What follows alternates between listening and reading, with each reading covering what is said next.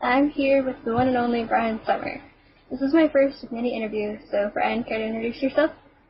Hello there, it's Brian Sommer. Actually, that's not really what I sound like. I was just messing around. Hi, everybody, it's Brian Sommer.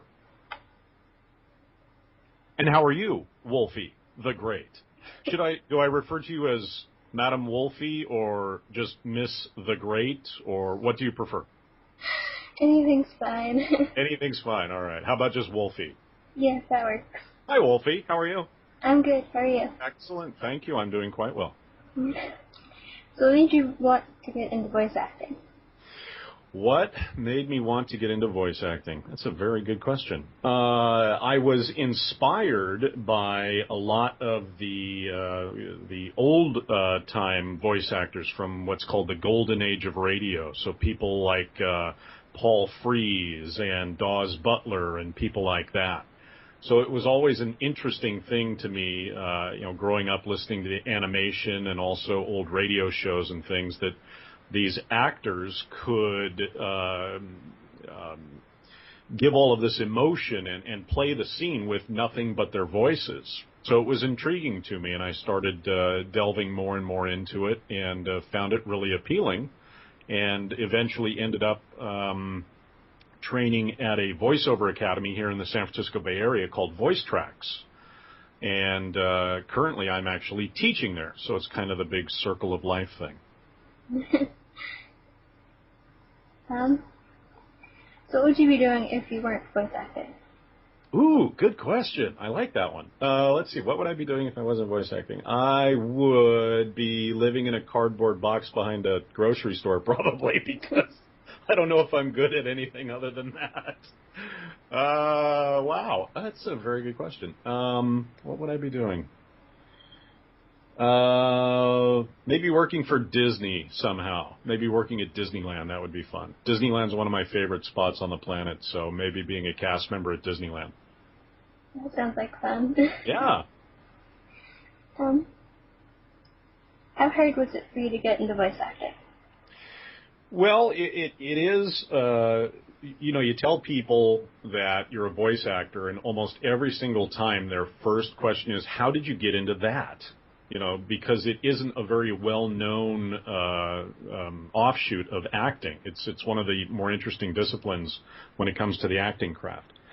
So it is a fairly small group of people that are actually doing it. And especially, it's an even smaller group of people that specialize only in that. You have a lot of on-screen and on-stage actors that also do voice acting as part of their repertoire.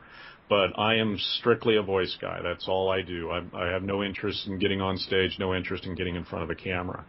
So it was a small niche group of people here in the Bay Area, especially for the video games. There's maybe 20 of us that do almost all of the games here in the Bay Area. So we all know each other quite well, and it's a very fraternal group, and we get together every once in a while and things like that. So it's a matter of being good at your craft, and it is constantly practicing, constantly preparing, and honing your craft so you can be good enough to get into that small group of professionals. So it wasn't easy necessarily, but if you are dedicated and you're driven and you do your homework and you keep practicing, then hopefully your good work ethics will pay off, and somebody will pick you up as a client and sign you to an agency, and away you go. What was the first character that you voiced? The very first character that I voiced professionally would have been Gator. Strangely enough, he was an alligator. And he was for a website called funschool.com. And I think they're still around, but they're a different iteration of the website. And Gator was kind of the mascot along with his buddy Worm. And Worm was actually a worm. I know, it's strange, isn't it? So Gator had this, hey everybody, Gator here. He kind of had that growly voice, and he was very fun and bubbly, and let's play a game, kind of a thing. So Gator was my very first, and it took off from there. Um, what advice do you have for young aspiring voice actors like me? Work, work, work, work, work. It truly is one of those things where if you are serious about getting into the business, it can't just be I really wish hard for it. There's a lot of work that needs to go into it. And the most important thing that I can advise anybody is that it is, in fact, voice acting. That's the most important part. Yes, they're going to want you to be able to manipulate your voice, but there isn't anybody on the planet that can't manipulate their voice to make it sound different than their normal speaking voice. You simply lower it or raise it or do something silly with it. The important thing is being able to make the character come alive. So that's where the acting comes in. There was a famous voice actor by the name of Dawes Butler, who was the voice of a lot of the Hanna-Barbera characters back in the day, Yogi Bear and those kinds of characters that people may be familiar with. And one of his mantras was, these are not voices, these are characters. And that's something that you really need to keep in mind when you are getting ready to record for a character, is that you're not just reading words in a voice other than your own. You are, in fact, allowing this character to speak through you. So it is a situation where you need to understand the character. If it's a scene where something bad is happening and your character is a villain, your character will probably be happy about what's going on. If it's a scene where something bad is happening and your character is a superhero, your character is going to be concerned about what's going on. Your character wants to get in there and help. So it's finding the emotional attachment to the scene and knowing how to interpret that through your character. So that's the long answer right there. Yeah, you really need to be able to get the right emotion and Absolutely correct. And be able to feel what your character feels and right, yeah. And basically become them. You are absolutely correct. Yeah, you allow them to kind of inhabit your body for a little while. Okay, so on to League. Yes, indeed. Because it's kind of how I've heard a little bit about this League of Legends thing. Is that a video game? Yeah. Oh, I see. Okay. So, as the voice of a couple of the champions, which one Yes. was your favorite to do? Oh, well, out of the League of Legends folks, everybody's got their particular characteristics that I like. Tryndamere, of course, is just, Mr. Rage. He's always pissed off. That's where he gets his power from. So you can really play a lot with him. You can just get big and yell a lot and that kind of a thing. Warwick is kind of the other end of the spectrum. He's kind of the cool character. He doesn't need to raise his voice because he just kind of hangs out in the shadows until somebody walks by and then he bites their head off, kind of a thing. So you approach the characters differently based upon, those character traits. So Tryndamere's got that monster sword and he doesn't care who he swings it at. He's just going to, he's pissed off and somebody's going to pay the price, kind of a thing. While Warwick, being kind of a wolf character, he just kind of sits back and hunts. He's very crafty.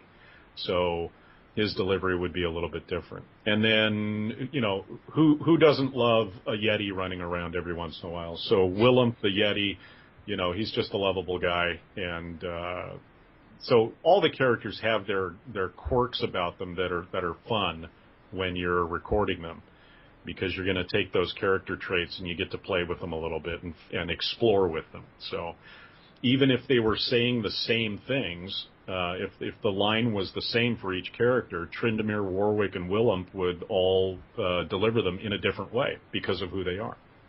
Yeah. And, of course, since you are the voice of Willem, which is me, Eddie, and I know this is biased because it happens to be one of my favorite champs to play. Excellent. What was it like to voice him? It was, if I remember correctly, and we did the original characters. I think it's almost 4 years ago now. So the recording sessions are a little hazy because I'm getting older.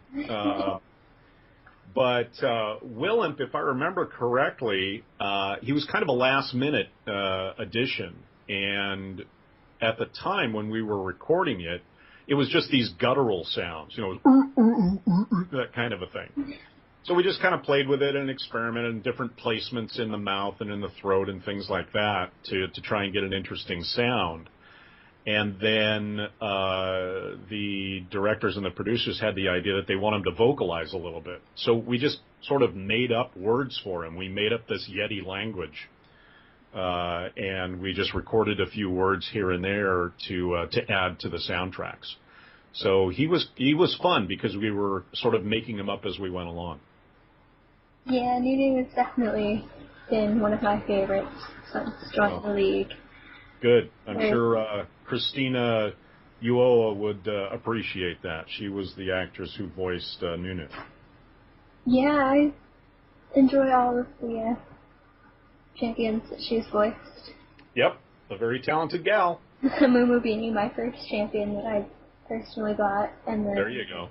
Of course, with Nunu and Annie both being really champions, I bought them quite soon after. Well, they've got Mumu and Nunu. I think they need like a doo-doo, don't you think? Just to kind of like round that out. Yeah, they have a lot of similar sounding names. Right, exactly. They can all be sisters or something. And then after adding Lulu in there, kind of right, exactly. kept going on with the rhyming scheme there. And to make it full circle, we mentioned Dawes Butler earlier, and one of his favorite or famous characters was Yogi Bear, and Yogi had his buddy was named Boo Boo. Exactly. So there you go. There's quite the rhyming scheme. Yeah. So it's all connected. The entire voiceover community is connected somehow. Yeah, that's an interesting scheme that's been brought in and used everywhere. Right. Well, that's all of my questions I have. Well, good. I'm glad that you took the time to reach out and chat, because I'm always happy to chat with the fans. It is, in fact, you guys who make the game so successful. It's the summoners. It's the fans. It's the the folks that do all these videos and things like that. And certainly your drawings. The drawing of Tryndamere that you sent me was fantastic. I loved it. So your acceptance of the game, your support for the game, your love for the game, all you great summoners out there, you're the ones that make sure that I keep coming back and keep getting work. So ultimately I work for you guys. So thank you very much.